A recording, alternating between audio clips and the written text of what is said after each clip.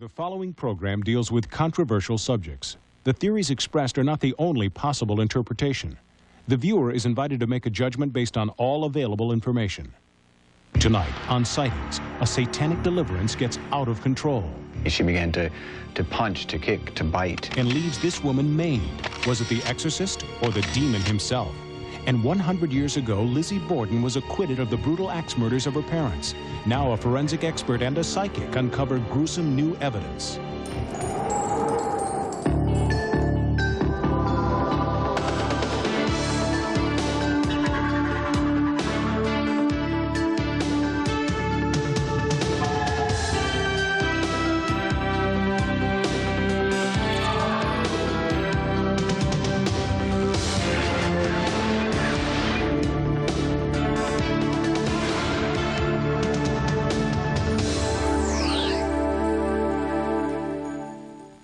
Welcome to Sightings. I'm Tim White. Folklore has it that Lizzie Borden, who was acquitted of killing her parents with an axe, literally got away with murder. Well, now on the 100th anniversary of the killings, a Sightings investigation reopens the case. Working with forensic technology and a psychic investigator, Sightings has found important new information that challenges the legend of Lizzie Borden. Lizzie Borden took an axe, gave her mother 40 whacks. 100 years after the murders, the name Lizzie Borden still echoes in the rhymes of school children and continues to fascinate us because of the sheer horror and brutality of the crime. Recent national media coverage is once again challenging Lizzie Borden's innocence, and Sightings has launched a unique investigation to search for the truth behind the legend. But first, who was Lizzie Borden? Lizzie Andrew Borden was born and raised in Fall River, Massachusetts, the youngest child of an extremely wealthy family. Unmarried at age 32, Lizzie still lived with her parents at the time of their brutal murder. There were between 19 and 23 axe blows put into the stepmother's head and 11 into the father's head. This is a pretty savage killing.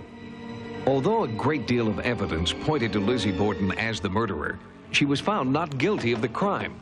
But to this day, 100 years after the murders, most people believe Lizzie Borden was guilty of butchering her parents in cold blood, and that her stepmother was her first victim. Those blows were continually delivered, and she must have enjoyed it. She obliterated the woman. She took her face off the planet. What would lead someone to commit such a brutal, bloody crime?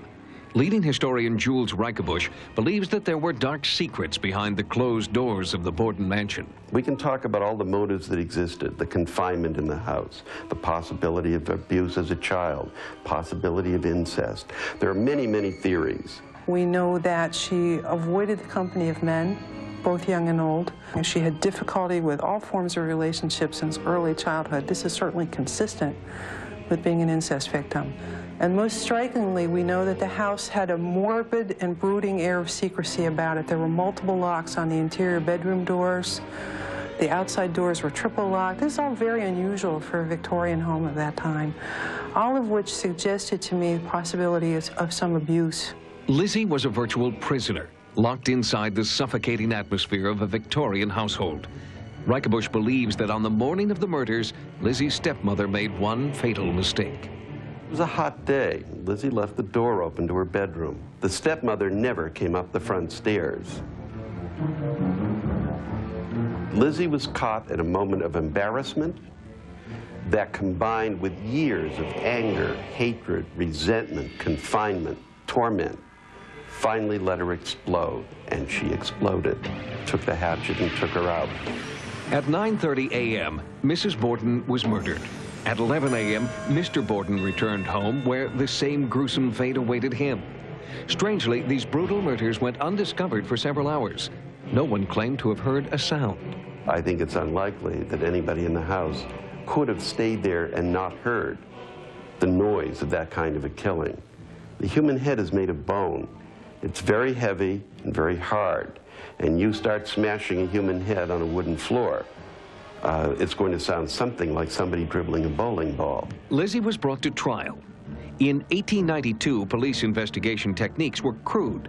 Fingerprinting hadn't been adopted yet. Without physical evidence or eyewitnesses, Lizzie Borden could not be linked directly to the crime. In addition, she hired a former governor of Massachusetts to defend her and paid him $25,000, a fortune in 1892. Her defense lawyer, who was a former governor of Massachusetts, George D. Robinson, had appointed one of the 3 judges who sat on the case. And that's the judge who gave the charge to the jury to acquit her. The jury deliberated for less than an hour before returning a verdict of not guilty. Townspeople were outraged and brought charges that important, damning information had been suppressed.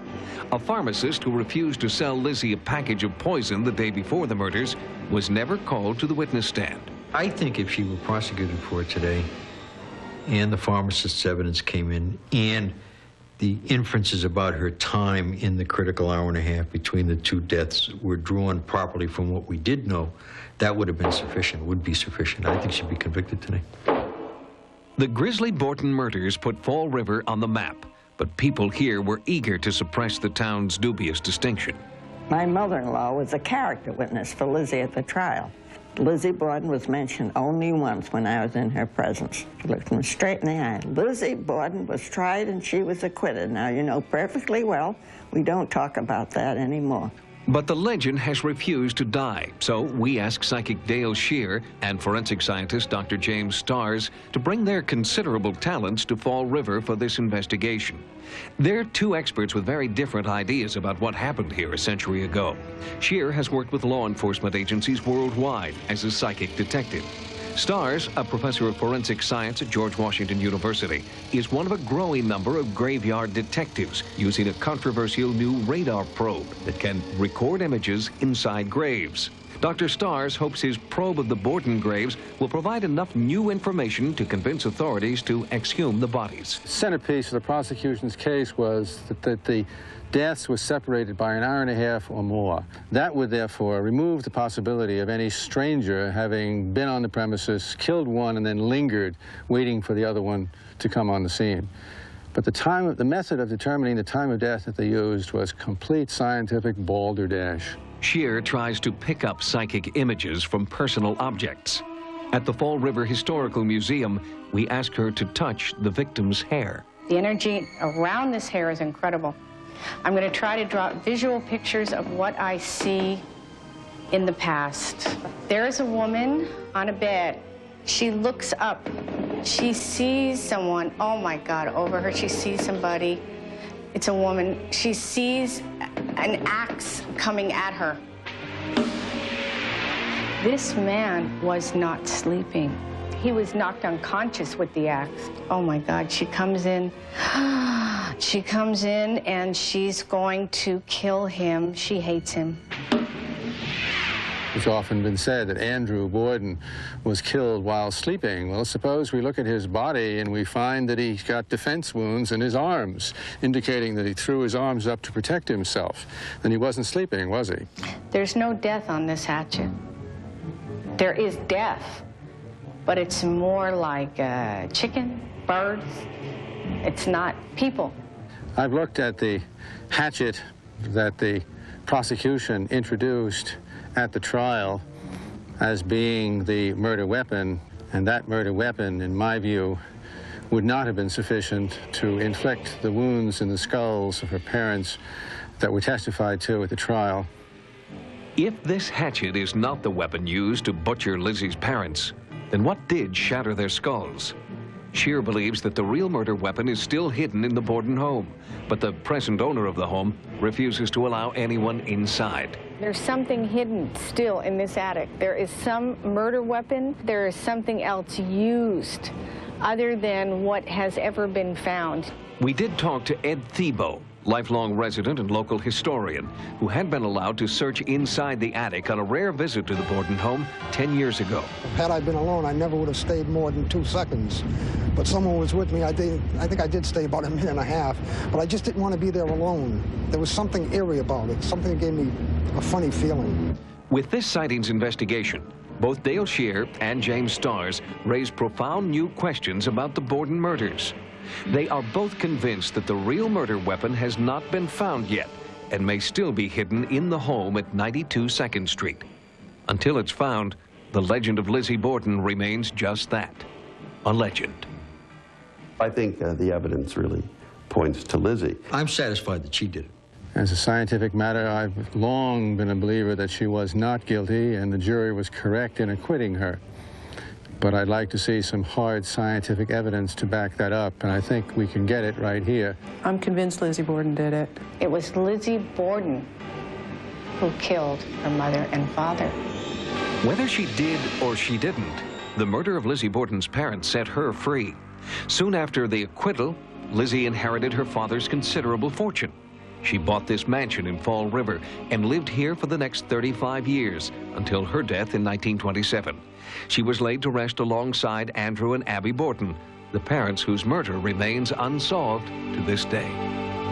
Coming up, a satanic deliverance leaves a woman maimed. She began to punch, to kick, to bite. Was it the exorcist or the demon himself? The Exorcist was one of the most disturbing films ever to come out of Hollywood. The story of an innocent young girl transformed by demonic possession set a standard for fictional horror. But for some, the real-life exorcisms going on today at one Chicago church are more disturbing than any movie. The rite of exorcism has been part of the Catholic Church for nearly 2,000 years, but it is not strictly a Catholic practice. Other faiths also perform exorcism and call it by a different name: deliverance. Last year alone, more than 10,000 deliverances were performed throughout the United States. I think one of the most interesting phenomenon we see in this whole area today is that of demonic possession. Some people will say it can't happen, but all you need to do is be present when there has been one, and you'll never deny it again. I felt they were going to kill me. I felt they were going to finish me off. And at that time, I just said, Lord, it's in your hands. You are unclean, and she has been cleansed by the blood of Jesus. Look at me. The pastor started praying for me, and he was using the name of Jesus. Authority here. You have no power. The Lord Jesus in his eyes. Sometimes when I lay down at night, I'd see like these really scary faces when I shut my eyes and be looking right at me. These ghostly faces with fangs and like blood on the teeth looking at me. Julie Gibson didn't understand why she had so much rage and anger inside her. She tried traditional counseling without success. And finally, on the brink of suicide, she brought her problems to her pastor, Jim Hurlis. He performed a deliverance that lasted several hours. Hurlis was attempting to free Julie from what he believed were powerful demons. Here, we see exclusive footage of part of Julie's deliverance, which she claims freed her from demonic possession and changed her life. Shut up. Look at me. Yes. Look at me. Look at me. In the name of Jesus, stop this. I command you. Oh, I don't like that. Father, let your light shine forth in Jesus' holy name. Yes. Father, I loose your power. At his Fox River Christianity Center, Jim Hurlis is assisted during each deliverance by members of his growing congregation. But not all deliverances have been as successful as Julie Gibson's. In August of 1992, his church in Fox Lake, Illinois, a suburb of Chicago, came under fire because self-proclaimed minister Jim Hurlis performed one deliverance he admits got out of control. In this specific incident that I was involved in recently, I did not recognize my limitations soon enough. And as I became more tired, this demonic force became stronger in this woman. On the night of August 14th, 1992, after 4 days of fasting and prayer, a distraught church member, Sandy Mays, turned to Jim Hurlis. He concluded that Sandy was the victim of a demonic possession and a deliverance was called for. At this point, I was laying on the floor, and I heard somebody say, "The enemy's coming." I felt like God was speaking to me, "You're not going to get hurt, just do what I tell you." I felt something or somebody grab my arm and tie it. It took over her mind. She tried to hurt me. She began to punch, to kick, to bite. And at the time, my main concern was for her safety. I heard the pounding. I reached up and I felt the nail in the floor. They had nailed me to a floor. I was not ready for the strength and the trickery of the demonic forces that I was confronted with. My chest was in severe pain. I thought, am I having a heart attack? In a panic, Hurlis and his assistants left Sandy alone in the house. 24 hours passed before she could break free and escape wearing only her underwear. According to the initial officers who were on the scene there, that she was in an incoherent state, extremely emotional. She was claiming to be the Antichrist. I was running up the street. I seen a car coming and I was scared. I didn't want anybody to see me running down the road. The next thing I know, the police are there. They're looking at me and they're saying, what happened to you? And I said, I got beat up by demons. Sandy was taken to a mental hospital for observation. Doctors discovered extensive bruises and contusions, but Sandy insisted no person had hurt her and refused to press charges.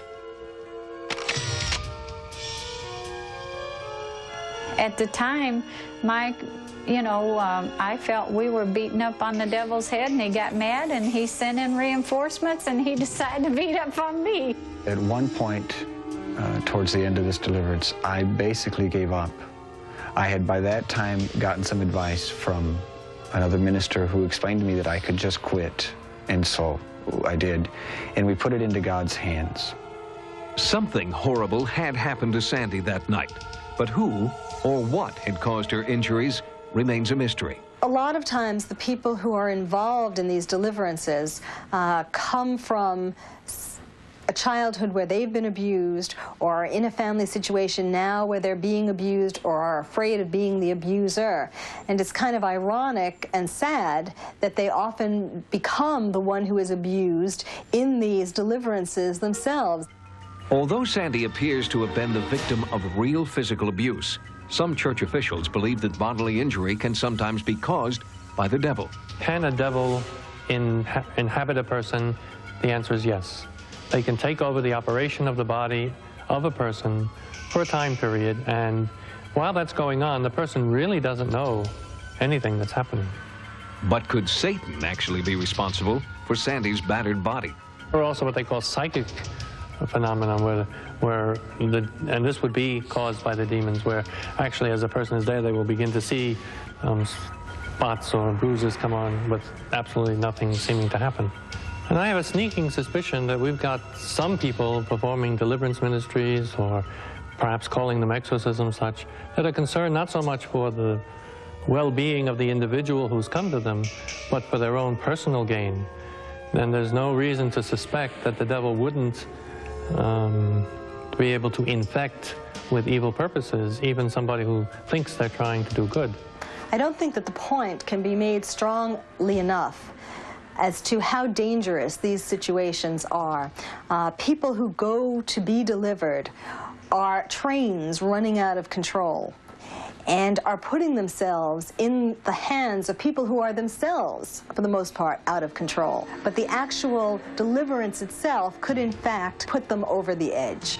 The bottom line is that anything bad that has ever happened in anyone's life is directly or indirectly related to Satan. I cannot testify to the fact that anyone touched me because I have no recollection of it. I felt no blows, I felt no black eyes, I felt no beating. And I believe that it was a supernatural thing that took place, and God protected me. Despite Sandy's claims to the contrary, there are many people who believe Sandy was the victim of physical abuse. Not at the hands of the devil, but at the hands of someone within the church she knew and trusted. Although no formal charges have been made, the Illinois State Attorney General's office continues to investigate the unusual circumstances around Sandy's deliverance. But there is no investigation capable of proving whether the forces of evil are so great that people can be physically transformed. Psychologists suggest that fear of the devil can be so strong that some people will endure severe abuse in order to be freed from what they believe is demonic possession. In their hysteria, they may be unaware of who or what is hurting them. For this reason, we may never really know what happened to Sandy Mays during her exorcism. Coming up, in a special Sightings report, NASA's search for extraterrestrial life officially begins.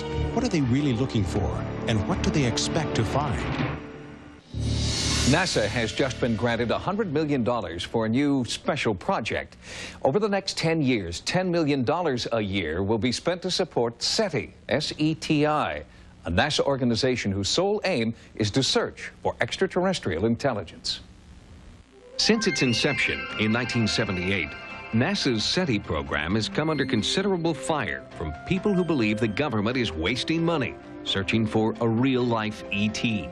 But in the last few years, enthusiastic support for the program has come from distinguished scientists like Carl Sagan, Linus Pauling, and Stephen Hawking.